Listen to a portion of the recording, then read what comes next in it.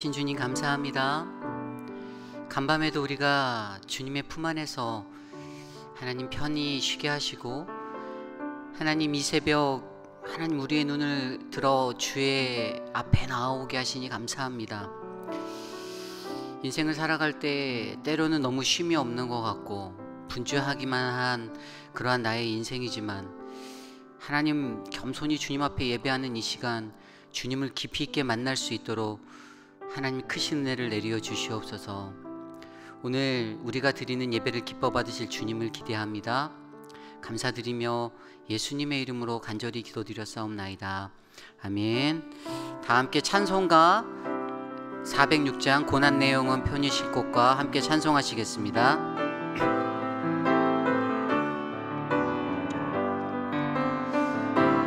고난 내용은 편히 쉴 곳과 풍랑이 너도 안전한 복음까지도 다스리시는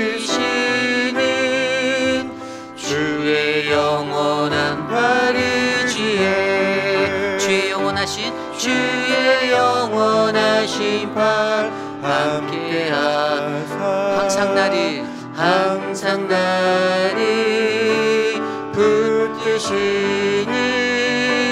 어느 곳에 가든지 요동하지 않으면 주의 팔을 의지함이라. 세상 친구들 나를 버려도 예수는 함께 동행함으로 주의 은혜가 충만하리니 주의 영원한 팔의지에 주의 영원하신 팔 함께하사 항상 나를 붙드시는 어느 곳에 가든지 요동하지 않으면 주의 팔을 의지함이라. 나의 믿음이 연약해져도 미리 예비한 힘을 주시며 위태할 때도 안보하시는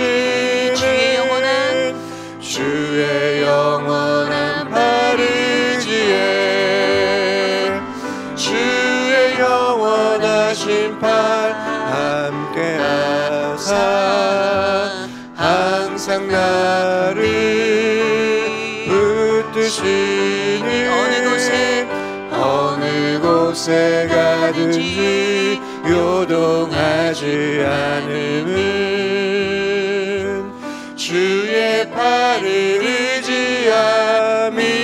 능치 못한 것 주께 있습니다. 능치 못 주님께 주께 없으니 나의 일생은 주께 맡기며 나의 모든 짐 대신 지시는 주의 영원한 팔의지에 주의 영원하신 팔 함께하사 항상 나를 붙드시니 어느 곳에 가든지 요동하지 않으면 주의 팔을 의지하 주의 영원하신 팔 함께하사 주의 영원하신 팔 함께하사 항상 나를 붙드시니 어느 곳에 가든지 없이 요동하지 않음은 주의 팔을 의지함이라. 내가 주인 삼은 모든 것 내려놓고 내 주 되신 주 앞에 나가 내가 사랑했던 모든 것 내려놓고 주님만 사랑해. 내가 주인 삼은 내가 주인 삼은 모든 것 내려놓고 내 주 대신 내 주 대신 주 앞에 나가 내가 사랑했던 모든 것 내려놓고 주님만 사랑해. 주 사랑 주 사랑 거친 풍랑에도 깊은 바다처럼 나를 잠잠케 해. 주 사랑 내 영혼의 반석 그 사랑 위에 서 주 사랑 거친 풍랑에도 깊은 바다처럼 나를 잠잠케 해. 주 사랑 내 영혼의 반석 그 사랑 위에 서리. 우리 이 시간에 함께 기도할 때 하나님, 우리의 영혼이 주님 앞에 서기 원합니다. 세상에 살 때 나의 힘, 나의 것 의지해서 살았던 나의 모습이 있는데 하나님, 우리가 내가 아닌 하나님만을 의지하여 나아갈 수 있는 그런 인생 되게 하여 주시옵소서. 오늘 우리가 드리는 이 예배 가운데 그러한 지혜의 하나님 만나기 원합니다. 함께 기도하며 나아가기 원합니다. 사랑의 하나님, 오늘도 하나님 이 새벽을 깨워 우리에게 주의 말씀으로 임하여 주시길 소망합니다. 하나님, 우리의 이 자리에 하나님의 성령의 거룩하심이 부어지도록 하나님 역사하여 주시고 세상의 지혜가 아닌 하나님의 지혜로 살 수 있는 그 은혜를 우리에게 베풀어 주시옵소서. 존귀하신 주님, 우리의 예배 가운데 임재하여 주십시오. 이 예배에 참여한 한 사람 한 사람, 온라인으로 예배하는 한 사람 한 사람의 마음 가운데 하나님의 지혜를 내려주셔서 하나님을 만나고 경험하는 거룩한 예배가 될 수 있도록 하나님 도와주시옵소서. 주님 역사하여 주실 주님을 기대합니다. 그러한 하나님을 소망합니다. 하나님, 우리의 주권자 되시고 하나님 우리의 모든 것 되시는 주님의 능력으로 나아갑니다. 함께하여 주시옵소서. 존귀하신 하나님 감사합니다. 우리가 거룩하신 주님의 말씀 앞에 섭니다. 어떠한 모습으로 하나님 주님 앞에 나아왔든 거룩하신 하나님의 말씀으로 우리를 만지시고 우리에게 임하여 주시기를 간절히 소망합니다. 전하는 자의 입술 그 마음 다스려 주시고 듣는 이의 마음 다스려 주셔서 하나님의 은혜가 우리에게 충만한 이 시간 될 수 있도록 역사하여 주시옵소서. 감사를 드리며 이 모든 말씀 살아계신 예수님의 이름으로 간절히 기도드렸사옵나이다. 아멘. 오늘 우리에게 주신 하나님의 말씀 욥기 15장 1절에서 16절까지의 말씀입니다. 욥기 15장 15절에서 16절까지의 말씀, 저와 여러분이 한 절씩 교독하시고 16절 한 목소리로 합독하겠습니다. 대만 사람 엘리바스가 대답하여 이르되 지혜로운 자가 어찌 헛된 지식으로 대답하겠느냐? 어찌 동풍을 그의 복부에 채우겠느냐? 어찌 도움이 되지 아니하는 이야기 무익한 말로 변론하겠느냐? 참으로 내가 하나님 경외하는 일을 그만두어 하나님 앞에 묵도하기를 그치게 하는구나. 내 죄악이 내 입을 가르치나니 내가 간사한 자의 혀를 좋아하는구나. 너는 정죄한 것은 내가 아니요 내 입이라. 내 입술이 내게 불리하게 증언하느니라. 내가 제일 먼저 난 사람이냐? 산들이 있기 전에 내가 출생하였느냐? 하나님의 오묘하심을 내가 들었느냐? 지혜를 홀로 가졌느냐? 내가 아는 것을 우리가 알지 못하는 것이 무엇이냐? 내가 깨달은 것을 우리가 소유하지 못한 것이 무엇이냐? 우리 중에는 머리가 휜 사람도 있고 연로한 사람도 있고 내 아버지보다 나이가 많은 사람도 있느니라. 하나님의 위로와 은밀하게 하시는 말씀이 내게 작은 것이냐? 어찌하여 내 마음에 불안스러워하며 내 눈을 번뜩거리며 내 영이 하나님께 분노를 터뜨리며 내 입을 놀리느냐? 사람이 어찌 깨끗하겠느냐? 여인에게서 난 자가 어찌 의롭겠느냐? 하나님은 거룩한 자들을 믿지 아니하시나니 하늘이라도 그가 보시기에 부정하거든. 하물며 악을 저지르기를 물마심같이 하는 가증하고 부패한 사람을 용납하시겠느냐? 아멘.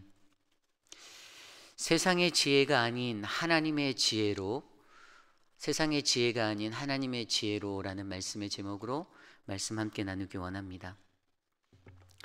우리가 살아가는 21세기는 커뮤니케이션의 시대입니다. 가정에서도 사회에서도 또 교회에서도 우리는 어느 곳에든지 날마다 소통을 하며 살아가고 있습니다. 세상이 발전할수록 사회적 관심은 어떻게 좋은 소통을 할 수 있는가에 많이 집중되어져 있고, 또 좋은 소통을 하기 위하여 많은 학문들과 여러 가지 기술들이 또 사회 교양 문화적인 것들로 세상 가운데 보급되고 있습니다. 그렇게 1990년도 이후부터 일어난 커뮤니케이션의 그러한 시대, 그리고 이 영역은 지금까지도 우리의 일상 가운데 중요한 부분이 되어져 있습니다. 대화의 기술이라는 책을 지은 플랫데일이라는 사람이 있습니다. 이 책의 제목만 보면 대화를 어떻게 하면 효과적으로 할 수 있을까, 이런 것들을 말해 주는 것 같은데요.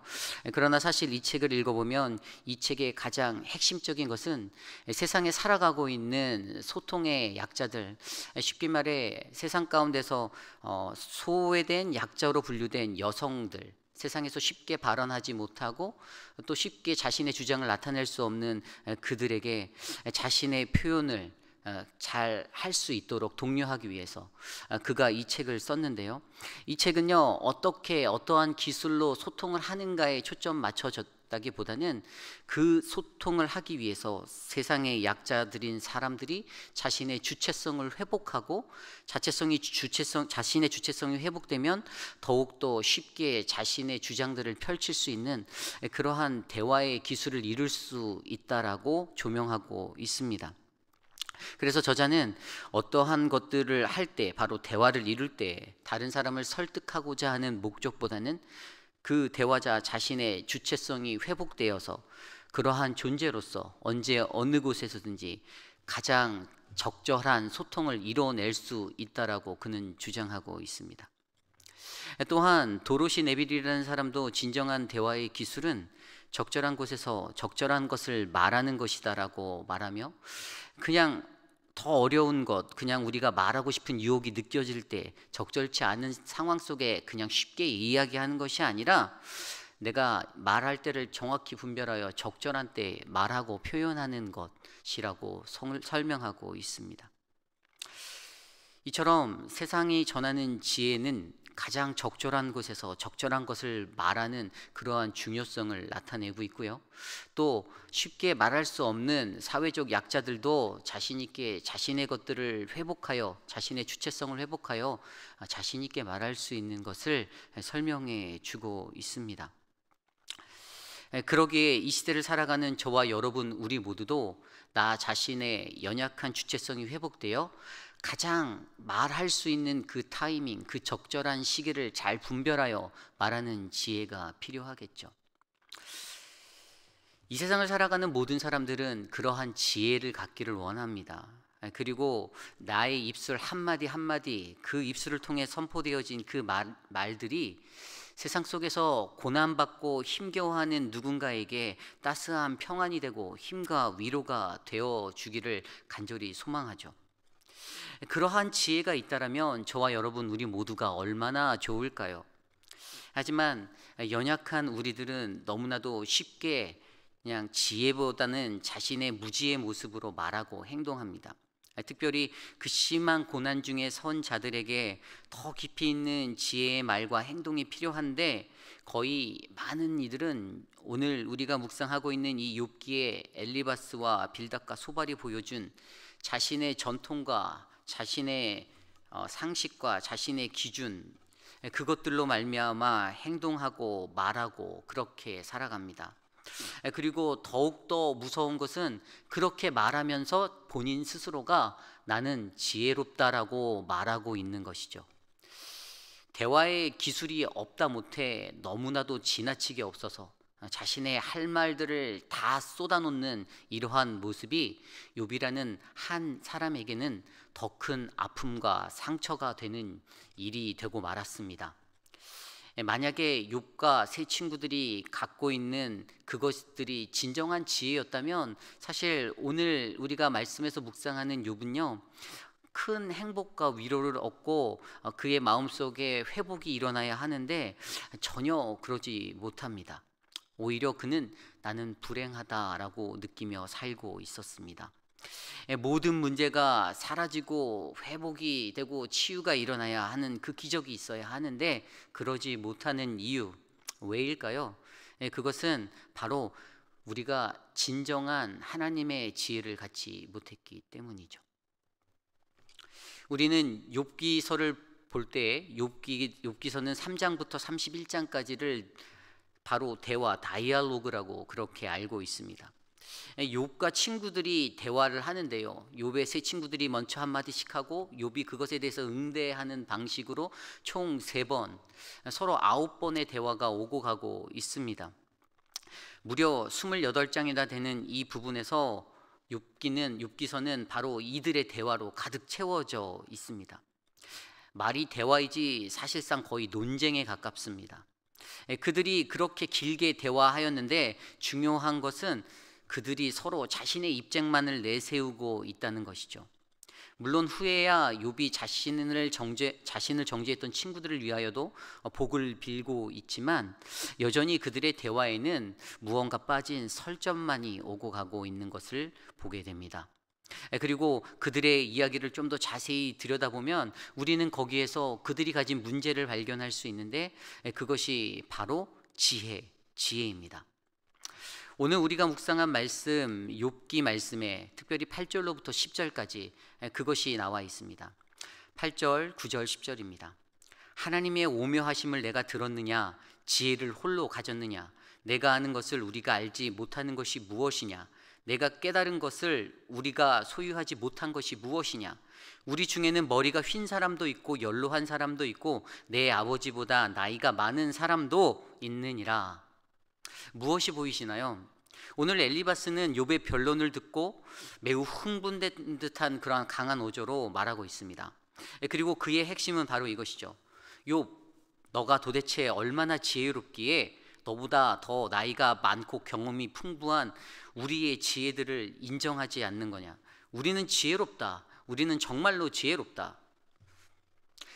이 말을 들을 때 여러분들에겐 어떤 생각이 드십니까?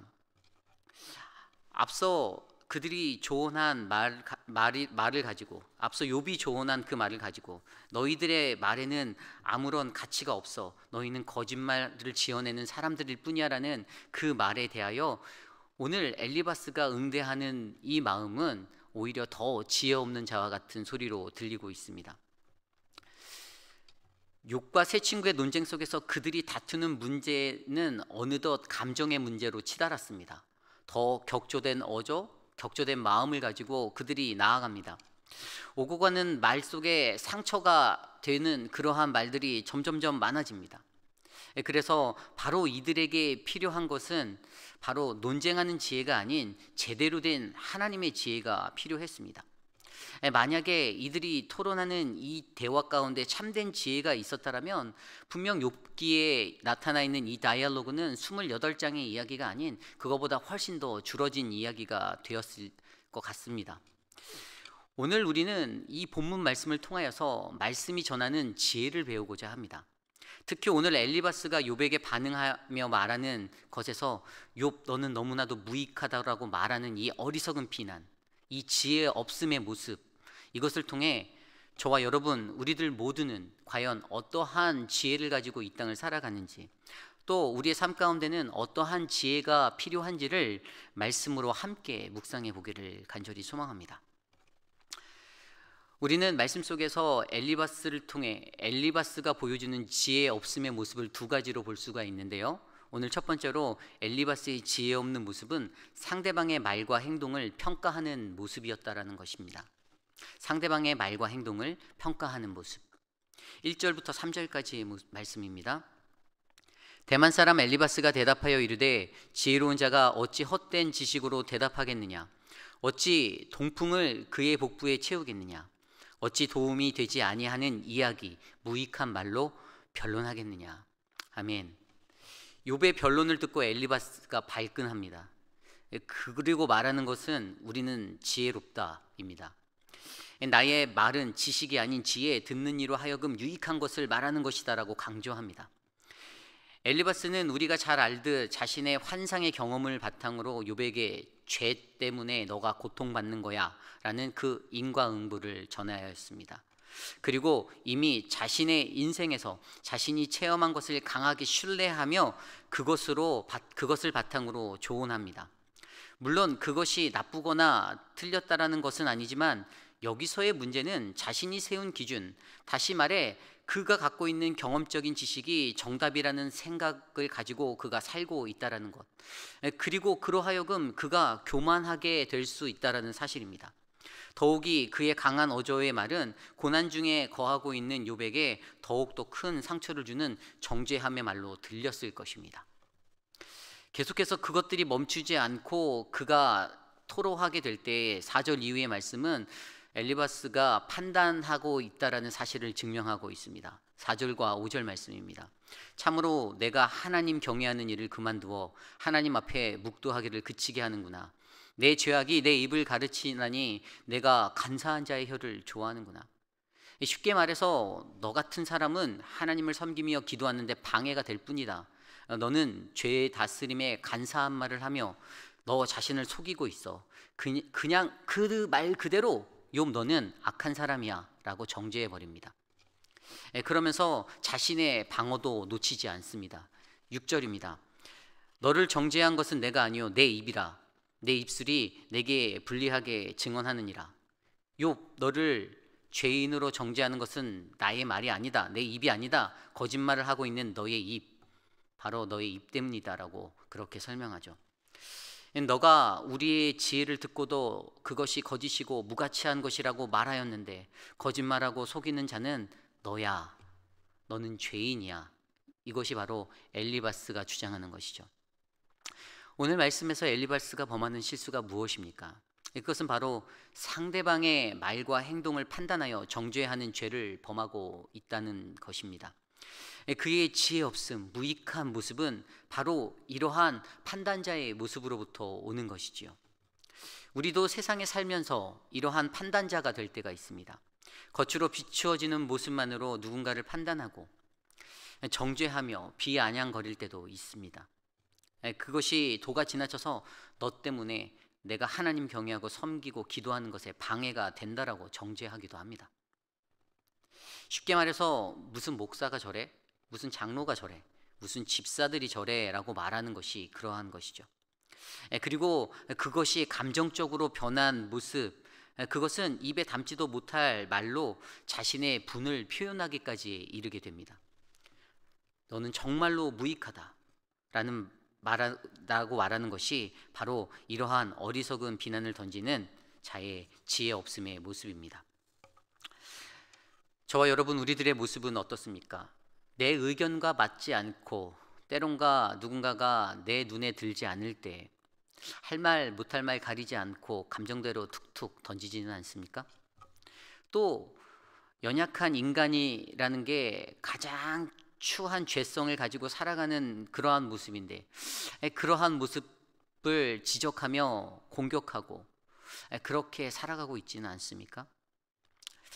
그래서 때로는 목사인 저 또한 내가 예수님도 아닌데 나는 이 감정 주체 못하겠어, 나도 주체 못하겠어 라고 반응할 때가 너무나도 많이 있습니다. 그렇게 실수하고 살아가는 우리들의 모습, 이것이 바로 연약한 우리들의 모습이죠. 오늘 저와 여러분 우리들에게 엘리바스가 범한 이러한 지혜 없음의 모습이 일어나지 않기를 간절히 소망합니다. 우리와 함께하는 상대방의 말과 행동을 함부로 평가하지 말고 우리 스스로가 나 자신을 먼저 되돌아보아 그들을 함께 품어 안을 수 있는, 함께 손을 맞잡고 나아갈 수 있는 그러한 공동체가 되기를 간절히 소망합니다. 오늘 두 번째로 엘리바스의 지혜 없는 모습은 고난당하는 이의 허물을 드러내는 모습입니다. 11절로 13절까지의 말씀입니다. 하나님의 위로와 은밀하게 사시는 말씀이 내게 작은 것이냐?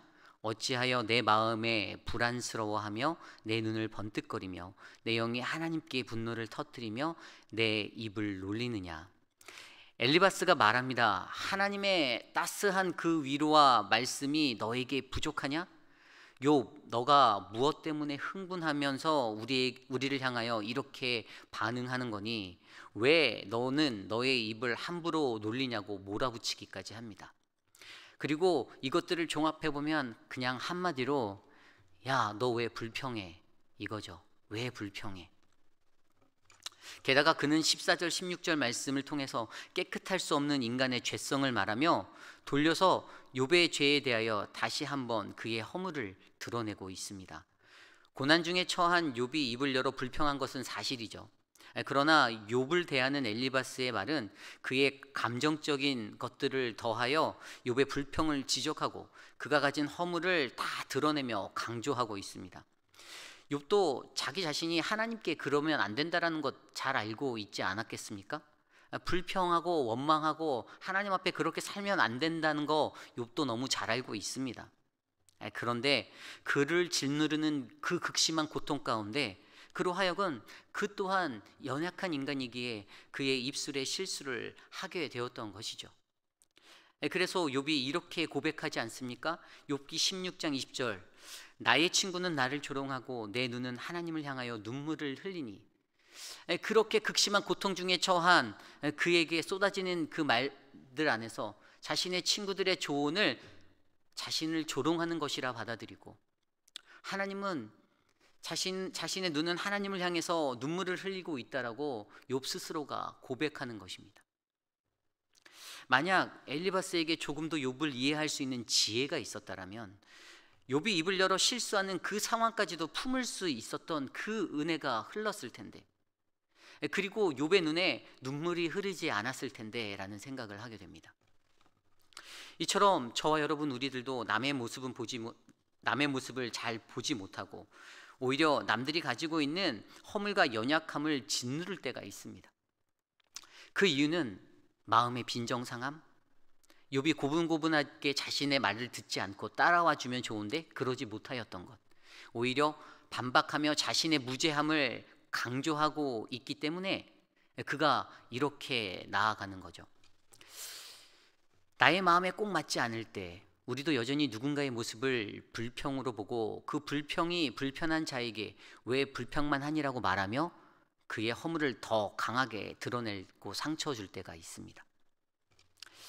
오늘 엘리바스는 그러한 모습으로 욥에게 다가갔습니다. 그리고 이것이 바로 지혜 없음이었어. 그러므로 우리는 그들이 본문에서 말하는 지혜, 자신이 가진 연륜과 경험과 상식과 지식과 전통의 지혜가 아닌 하나님이 원하는 지혜의 모습을 가지고 살아가야 함을 우리가 알아야겠습니다. 자, 그렇다면 하나님이 원하는 가장 지혜로운 지혜가 무엇일까요? 과연 이 지혜에 대해서 성경은 무엇을 말하고 있을까요? 오늘 우리가 묵상한 본문 말씀에서는 지혜라는 단어가 2번 나옵니다. 3절과 8절에 나오는데요, 여기에 나타난 이 지혜가 서로 다른 의미를 가지고 있습니다. 우선 3절 말씀을 볼까요? 어찌 도움이 되지 아니하는 이야기 무익한 말로 변론하겠는가. 지혜라고 사용되어진 단어가 있는데 여기에서 나온 지혜, 이 3절에 사용된 지혜는 바로 하캄이라는 히브리어 단어에서 왔습니다. 영어로 따지면 wise. 근데 이것이 사람과 함께 사용될 때에 이것이 바로 지혜로운 사람을 나타내주고 있습니다.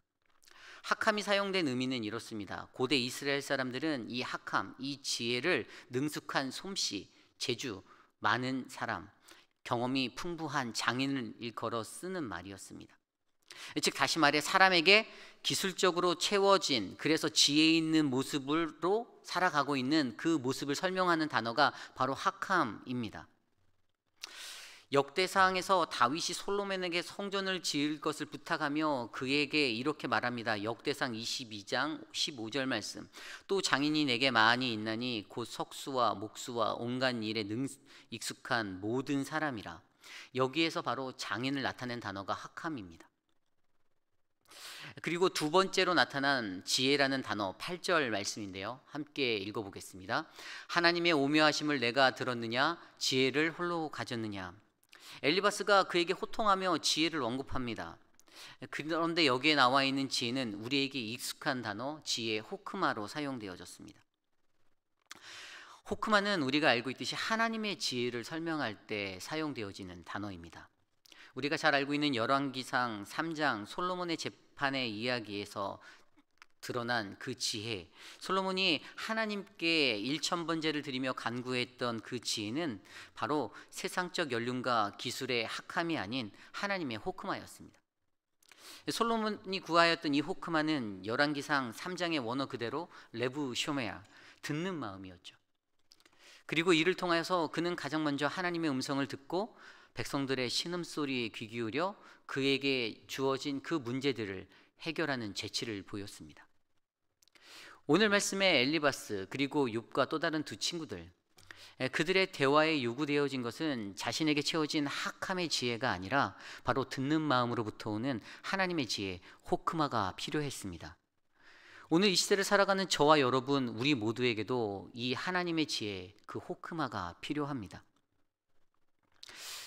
우리가 무언가를 할 때에 내게 채워진 하캄의 지혜로 일을 하는 것이 아니라 하나님이 나에게 무엇을 원하시는지, 또 나와 함께하는 이들의 음성은 무엇인지를 잘 구별하여 듣는다라면 아마 우리들의 삶 가운데 가장 아름다운 은혜의 일들이 일어나지 않을까요? 상처받은 자의 마음이 회복되고 그러한 마음이 치유되는 그러한 기적 같은 일들이 일어나지 않겠습니까?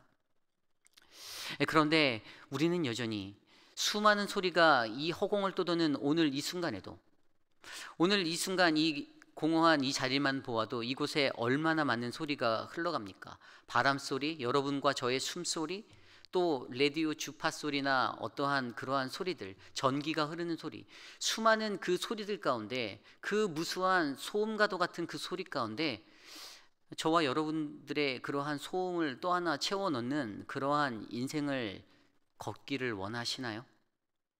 아니면 하나님의 지혜를 가지고 가장 적절한 마음, 적절한 때를 찾아 내 말할 때와 말하지 않을 때를 구별할 수 있는 그러한 지혜를 갖고 살기를 원하시나요?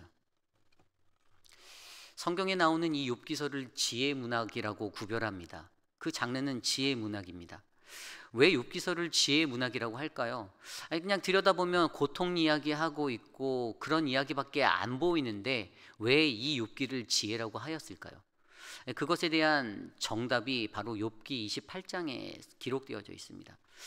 욥기 28장을 보면은 앞과 뒤 27장 29절, 욥기 28장의 앞과 뒤에 욥의 대화, 변론들이 이어지고 있는데 뜬금없이 그 중간에 28장 지혜에 대한 이야기가 삽입되어져 있습니다. 흐름상 전혀 맞지도 않고 전혀 이어질 것 같지도 않은데, 그러나 이것 때문에 욥기서를 지혜서라고 불려지게 하는 그 이유가 되는 것이죠.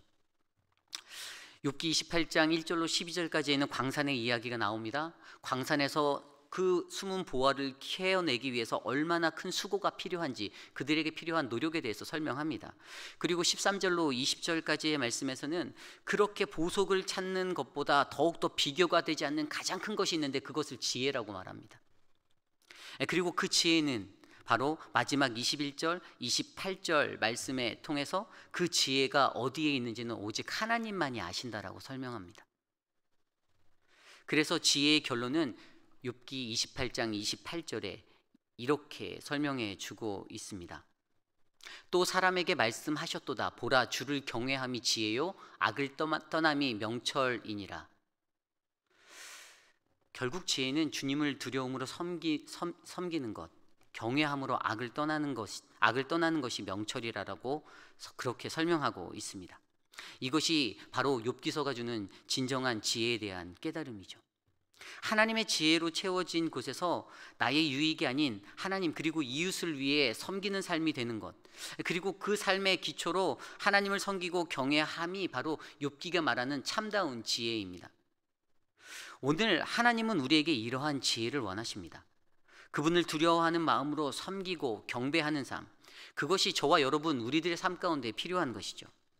만일 엘리바스와 빌닷과 소발이 이러한 지혜를 가지고 있었더라면, 하나님을 두려워하며 섬기고 경배하는 모습의 삶이 그들 가운데 불길같이 일어났다라면 욥을 대할 때의 그 태도와 그 모습이 바뀌지 않았을까요? 욥을 조롱하고 그의 상처를 더 짓눌러 아프게 하는 인생이 아니라 욥의 상처를 쌓아매어 줄 수 있고 욥의 상처를 끊어 안을 수 있는 그러한 모습으로 그들의 삶이 변하지 않았을까요? 그리고 이러한 지혜를 갖기 위해 우리에게 가장 필요한 것이 있는데 그것이 바로 고린도전서 1장 24절에 나와 있습니다. 오직 부르심을 받은 자들에게는 유대인이나 헬라인이나 그리스도는 하나님의 능력이요 하나님의 지혜니라. 세상에서 가장 아름다운 지혜가 바로 예수 그리스도라고 성경은 우리에게 전하고 있습니다. 오늘 우리가 묵상한 이 말씀 안에서도 바로 예수 그리스도가 가장 뛰어난 세상의 지혜입니다. 하나님께서는요, 이 땅에 살아가는 우리들, 죄에 빠져 허우적거리는 저와 여러분, 우리 모든 인간의 신음소리를 들어주십니다. 그 신음소리를 들어주시고 그들에게 가장 사랑하는 독생자 예수 그리스도를 내어주심으로 십자가에서 바로 우리 모두를 구원하여 주셨습니다.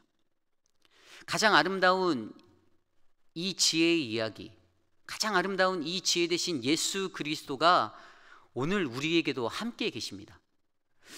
그리고 여전히 하나님은 오늘 이 시간 고통하고 신음하고 있는 우리의 신음소리를 듣고 계십니다. 분명 욥기서에서도 반응하진 않지만 욥의 신음도 하나님은 듣고 계셨습니다. 사랑하는 성도 여러분, 저와 여러분 우리들 안에 하나님의 지혜 되신 예수 그리스도가 거하기를 간절히 소망합니다. 예수님 없이 어떻게 우리가 하나님의 지혜를 가지고 살았다라고 말할 수 있겠습니까? 어떻게 예수님 없이 내가 지혜로워, 내가 너보다 나이도 많고 내가 더 많이 배웠고 내가 더 경험도 풍부해, 그러니 나는 너희보다 지혜로워라고 그렇게 말하며 나아갈 수 있겠습니까? 예수 그리스도는 전혀 없는데 어떻게 내가 가진 것들로 다른 사람들을 끌어안고 어떻게 내가 가진 것들로 다른 사람들을 품을 수가 있겠습니까? 그렇다면 오늘 우리에게 필요한 것은 바로 예수 그리스도, 하나님의 지혜, 이것이 우리의 삶에 필요한 것입니다. 19세기 미국 문학사에서 굉장히 유명한 목회자 윌트 휘트먼이 있습니다. 그는 목사이면서 시를 썼던 그런 문학가였습니다. 그의 사상은요, 늘 기독교 사상에 좀 인간적인 휴머니즘 사상을 통합하여서 합쳐서 좀 휴머니즘한 기독교들을 만들고자 그러한 문학을 전파한 그러한 사람이었습니다. 그런데 그가 이러한 말을 합니다. 지혜는 학교에서 시험할 수도 없고 가진 자가 가지지 않은 자에게 넘겨줄 수도 없다. 지혜는 영혼의 차원이고 입증할 수 없으며 그 자체가 증거다. 이 말의 핵심은 무엇인가 하니 바로 우리가 알고 있는 지혜는 영적인 문제라는 사실이죠. 영적인 문제. 질그릇 교회를 심우하셨던 김현애 목사님, 여러분들이 아실지 모르겠지만 그분이 썼던 책 중에 삶의 수수께끼라는 책이 있습니다.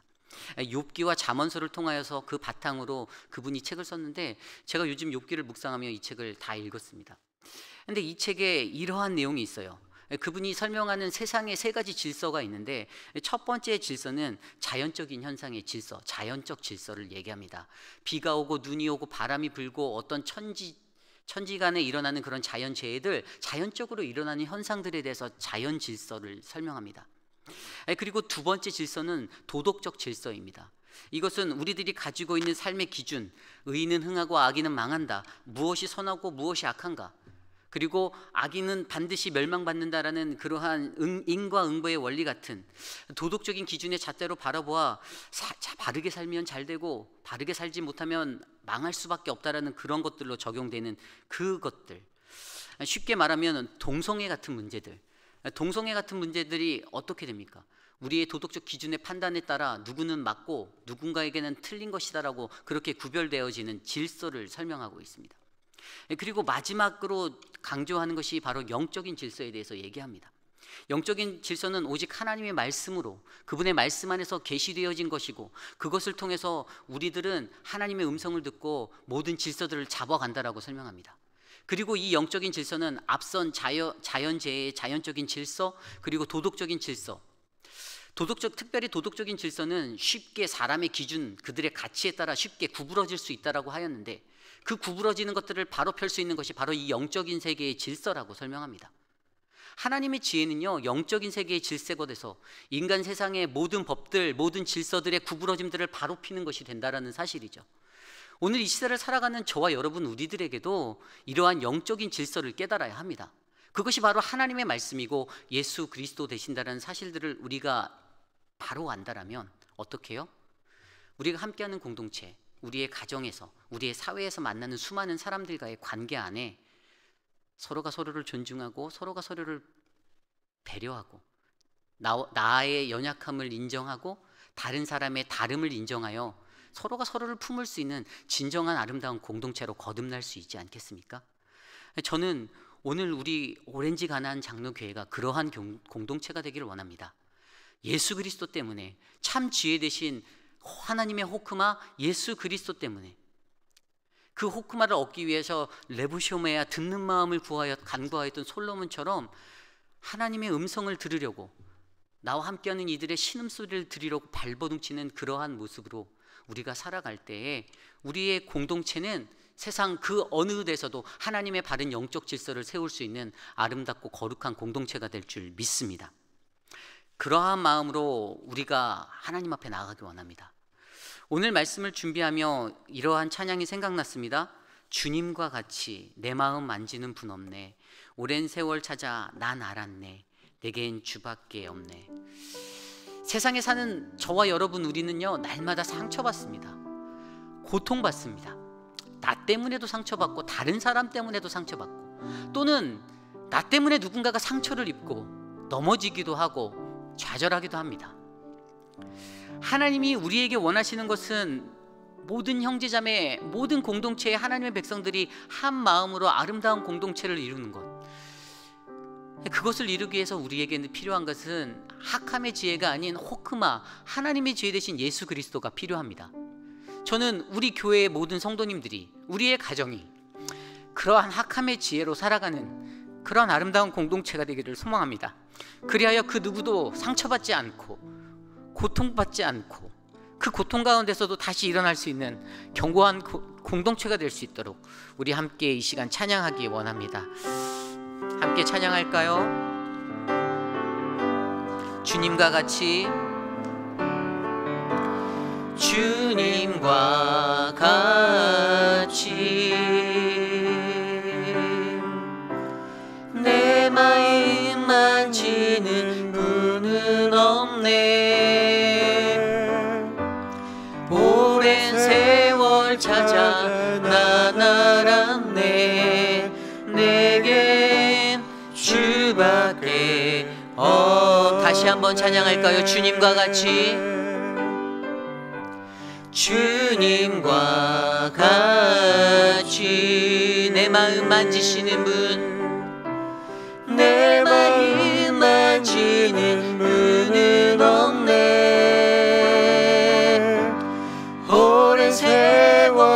찾아 난 알았네. 내겐 주밖에 없네. 주잡이 강같이 주잡이 강같이 흐르고 주 손길 치료하네.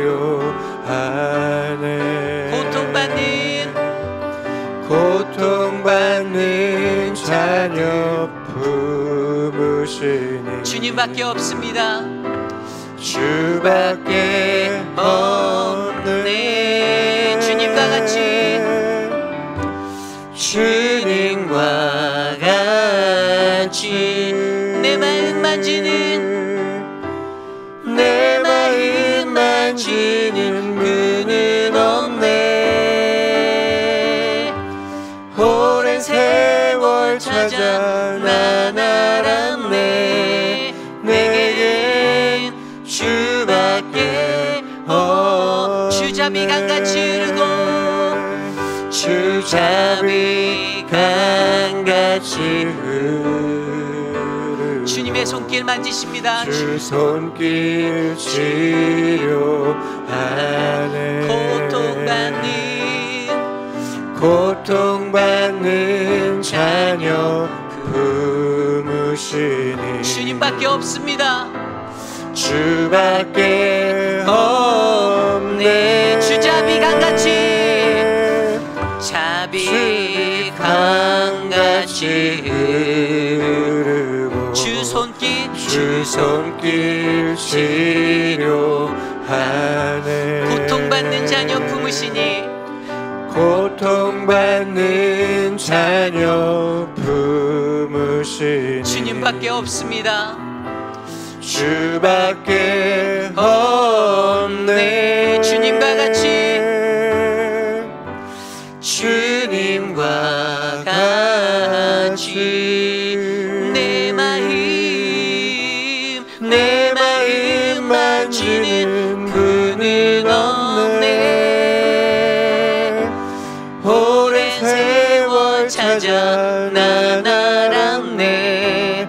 내겐 주밖에 오랜 세월 찾아 난 알았네. 오랜 세월 찾아 난 알았네. 내겐 주밖에 없네.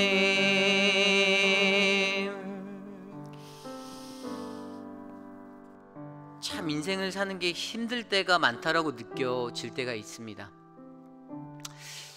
또 예수 믿으면서 살아갈 때 내 안의 생각과 내 안의 경험과 내 안의 것들로 우쭐해서 우리가 실수할 때도 너무 많은 것 같습니다. 내가 좀 아는데, 내가 알고 있는 것이 진짜 지혜인데라고 생각하며 나와 함께하는 다른 이들을 판단하고 있지는 않은지 한번 생각해 보기를 원합니다. 제가 목사로 살 때 제가 그러한 실수들을 가장 많이 하는 것 같습니다. 내가 목사이기 때문에 내가 조금 더 하나님을 더 잘한다라고 느껴질 때, 내가 하나님의 말씀도 남들보다 좀 더 잘 안다라고 느껴질 때 신앙생활하는 다른 사람들을 판단할 때가 너무나도 많이 있습니다. 내 안에서 내가 갖고 있는 기준으로 장로면 이러면 안 되는데, 집사면 이러면 안 되는데, 목사면 이러면 안 되는데 라고 생각하고 판단했던 것들이 너무나도 많이 있습니다. 근데 하나님이 우리에게 말씀하십니다. 그것이 진짜 참다운 지혜인지 돌아보라는 것이죠. 내가 가지고 있는 학함으로 내가 지혜라고 말하고 그것들을 이끌고 나가는 그러한 인생이었다면 나의 그 연약함의 인생이 이제는 하나님 앞에 하나님의 참된 지혜 호크마의 인생으로 변화되기를 간절히 소망합니다. 예수 그리스도만이 나에게 참 지혜 되시고 나의 모든 것 되심을 우리가 고백하는 인생, 그러한 인생이 바로 오늘 우리의 인생이 될 수 있도록 이 시간 함께 기도합시다. 하나님 감사합니다. 하나님, 우리의 삶을 주님께 올려드립니다. 내 것이 맞다라고, 내 지혜가 크다라고 생각하며 살아가는 그러한 실수를 범하지 않게 도와주십시오. 하나님, 학함의 인생이 아닌 하나님을 향한 호크마의 인생이 되어 하나님의 우리들이 살아가는 이 세상 가운데 나와 함께하는 형제 자매 지체들을 돌아볼 수 있게 도와주시고, 하나님 가장 겸손하고 가장 낮은 모습으로 이 땅에 설 수 있도록 나를 도와주시기를 간절히 소망합니다. 하나님, 내가 얼마나 연약한 존재인지, 나의 지혜가 얼마나 짧은 것인지를 구별하여 알게 하여 주시고, 그리하여 하나님의 지혜를 강력하게 붙잡는 인생 되어 하나님 이 인생들을 살아갈 수 있도록 하나님 도와주시옵소서. 사랑의 하나님, 하나님 예수 그리스도 십자가에 달려 돌아가신 주님의 그리스도의 보혈의 지혜를 구합니다. 그 피로 덮으신 그 지혜를 구합니다. 하나님, 그 지혜가 나를 덮을 수 있도록 성령 하나님 내 안에 역사하여 주시고, 하나님 성령으로 역사하시는 지혜가, 하나님 그 지혜가 세상의 질서를, 도덕적인 질서를 하나님 영적인 질서로 덮을 수 있는 하나님 그러한 은혜의 자리가 될 수 있도록 하나님 역사하여 주시옵소서. 하나님, 인간의 것들로는 아무것도 할 수 없지만 성령 하나님, 하나님이 주시는 그 지혜 안에 하나님 우리가 살 수 있고 우리가 나아갈 수 있음을 고백합니다. 주님 도와주십시오. 주님 일하여 주십시오. 하나님 회복하여 주십시오. 하나님 이끌어 주시옵소서. 우리 시간에 기도할 때 우리 사랑하는 김인철 목사님을 위하여 기도하기 원합니다. 목사님이 한 주 동안 휴가를 보내고 이제 내일 다시 하나님 주의 사역을 이끌기 위해 이곳에 돌아오시는데, 뭐 어떻게 말하면 일주일의 시간, 길다면 길고 짧다면 짧은 시간인데, 뭐 저와 여러분이 너무나도 잘 알듯이 사실 저희 목사님이 육신적으로나 건강하지 못한 부분들을 너무나도 우리가 잘 알고 있지 않습니까? 그 건강함의 약함, 물론 그것도 하나님의 손에 맡겨진 것인데, 사실 개인적인 제 마음으로는 아유, 우리 목사님 조금 더 쉬었으면 좋겠는데 이런 생각이 한두 번 드는 것이 아닌데, 가장 중요한 것은 저와 여러분 우리 모두가 우리 김인철 목사님을 위해서 중보하는 중보자가 되어야 한다는 사실입니다. 평생을 목사라는 하나님의 종으로 사는 그러한 인생 아닙니까? 사실 아파도 아프다라고 말하지 못하고, 너무 힘들고 어려워도 힘들다라고 말하지 못하는 것이 또 우리 김인철 목사님 아닙니까? 그렇게 우리 오렌지 가나안 장로교회를 위해서 하나님 이 사역을 이끌어 가시는데, 사랑의 하나님, 내가 목사님을 향한 중보자가 되겠습니다. 하나님, 목사님을 위해 기도하고 목사님을 위해 더욱더 뜨거운 마음으로 그 모든 것들을 뒷받침할 수 있는 그러한 한 사람이 되겠습니다. 그러한 기도를 우리가 함께 모으기 원합니다. 하나님, 우리 목사님에게 성령 충만의 은혜, 성령의 강건함, 육신의 것들을 이겨낼 수 있는 하나님 그 은혜를 내려주시옵소서. 함께 기도합시다. 사랑의 주님, 사랑의 주님, 김인철 목사님을 하나님께 올려드립니다. 주님, 주께서 사랑하시는 믿음의 종, 거룩한 종, 하나님 우리 사랑하는 오렌지 가나안 장로교회 보내주셔서 감사합니다. 하나님, 우리 목사님의 육신의 연약함을 만져주시고 회복하여 주시고, 하나님 모든 것들을 하나님의 손에 맡겨드리오니 강하고 담대하신 하나님께서 더욱더 강하고 담대한 하나님 그러한 믿음의 일꾼으로 세워주시기를 간절히 소망합니다. 하나님, 육적인 것들을 회복하여 주십시오. 하나님, 모든 것들 마디마디 하나하나 하나님께서 어루만져 주시고 품어주셔서 하나님 회복의 역사, 치유의 손길 하나님 덧입혀 주셔서 하나님 이 사역 감당할 때 지치지 않고 하나님 힘들지 않도록 도와주시옵소서. 성령 충만함으로 더 입혀 주십시오. 하나님, 모든 사역들 가운데 하나님의 가장 충만한 지혜가 우리 목사님과 함께 하여 주셔서 어떠한 사역을 하든 예배의 순간순간마다 가장 강력한 하나님의 메시지를 선포하고 가장 강력한 회복의 능력과 치유의 능력을 발할 수 있는 그러한 주의 종으로 세워 주시옵소서. 하나님, 우리 목사님 지금까지 인도하신 그 하나님, 앞으로 더욱더 하나님의 일들을 감당하기에 부족함 없는 강력한 주의 종으로 세워주시기를 소망합니다. 더욱더 하나님께서 귀하게 사용하여 주시고 더욱더 하나님 끊임없이 안아주셔서 하나님 김인철 목사님을 통하여 우리 오렌지 가나안 장로교회가 더욱더 견고한 믿음의 도성, 하나님의 나라 될 수 있도록 인도하여 주시옵소서. 우리 이 시간 기도할 때에는 우리 교회 임직자들을 위하여 기도하기 원합니다. 하나님이 원하시는 임직자는 세상에 어떤 명성이 있고 명예가 있고 부와 그러한 것들이 있는 사람이 아닙니다. 하나님이 가장 원하시는 그 지혜를 가진 그 한 사람을 하나님은 원하십니다. 하나님의 음성을 세밀하게 듣고 주변의 형제 자매들 같이 하는 이웃의 그 신음소리들을 들을 수 있고, 또 같이 하는 사역자, 담임 목사를 비롯한 사역자들의 신음소리를 들을 수 있는 그 한 사람. 내가 나이가 찼으니까, 때가 됐으니까 내가 그 직분을 맡겠어, 이것이 아니라 하나님, 내가 겸손히 주님 앞에 엎드리겠습니다. 하나님, 내가 주님의 몸된 이 오렌지 가나안 장로교회를 위하여 내가 헌신하겠습니다. 내가 지금보다 10배, 20배, 30배 더 뜨겁게 뛰겠습니다라고 하나님 앞에 간구하는, 내가 주님의 손과 발이 되겠습니다라고 고백하는 그 한 사람을 우리가 세워지도록 함께 기도하기 원합니다. 이 시간 기도할 때 하나님, 그러한 귀한 임직자들을, 그러한 장로님들을, 그러한 직분자들을 우리에게 허락하여 주시옵소서. 함께 기도하겠습니다. 하나님, 귀한 직분자로 세워주실 한 사람 한 사람들을 위하여 기도합니다. 하나님을 향하여, 하나님 또한 이웃을 향하여 섬기고 사랑하고 아낌없이 헌신하는 그 마음이 흘러넘치는 그 한 사람, 하나님의 지혜 예수 그리스도를 품고 살아가는 그 한 사람을 세워주기를 소망합니다.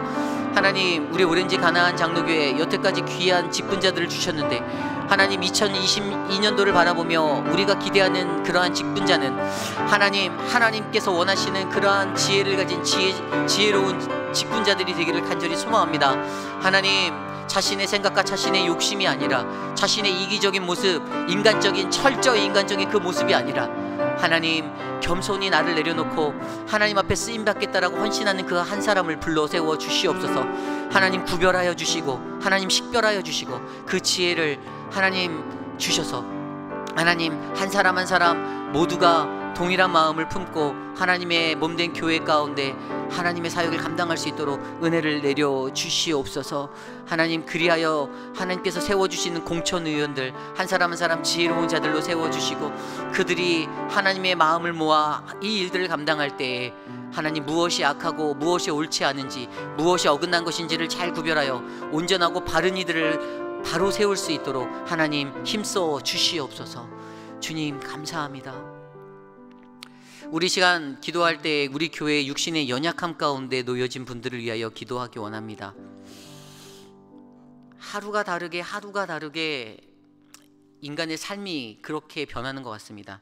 어제 건강하였더라도 내가 오늘을 아플 수 있고 내일도 아플 수 있는 그러한 삶이 된다는 것, 이것이 인생인 것 같습니다. 그러니 인간이 가져야 하는 가장 겸손한 마음은 오늘 나의 건강함을 자랑하지 말아야 하는 것 같습니다. 저도 우리 교회에 사역하면서 그러한 부분들을 많이 느낍니다. 원체 어르신들이 많은 교회인지라 어르신들을 뵐 때면, 그분들을 배울 때면 분명히 이전에는 세상 속에서 다 내놓으라 하는 그러한 분들이셨고 저보다도 정말로 훨씬 더 크시고 뛰어나신 분들이었는데 그 육신의 연약함을 안고 하루하루를 하나님만 의지하여 살아가는 어르신들을 뵐 때마다 이것들이 정말로 인간의 모습이구나, 나의 인생도 곧 그러한 모습으로 치닫겠구나라는 생각을 하게 됩니다.